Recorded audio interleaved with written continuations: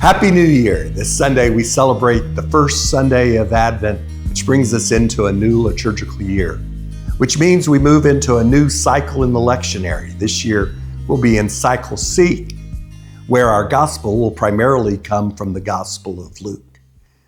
Our new year begins kind of where the old year left off, talking about the second coming of Christ. Our first reading here for this Sunday is from Jeremiah. Jeremiah was preaching to a group right before the Babylonian exile. It was a nation in disarray. And the section that our gospel comes from is called the Book of Consolation, because it is in that area that Jeremiah is providing hope for the people here in their troubles as the Babylonian exile is coming towards them. Here in our reading for this passage, he promises the coming of the Davidic king. Our second reading is taken from the First Thessalonians, Paul's letter to the Thessalonians. The Thessalonian church was very much preoccupied with the second coming, and a lot of the first letter of Thessalonians deals with this second coming.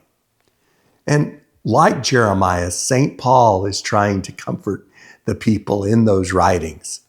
In his letter there to the Thessalonians, he's telling them that not to worry about when the second coming is coming, but just do what they've been taught, right? To conduct themselves in a way that pleases God, and then they don't have to worry about the second coming.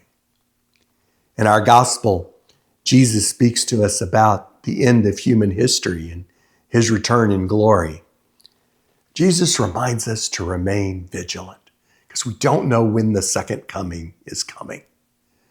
You know, here all throughout this Advent season, that is the message of the church, that we need to remain vigilant, that we need to be reflective and penitential, looking at where we need to change our lives and be vigilant as we prepare for the first coming of our Lord Jesus Christ.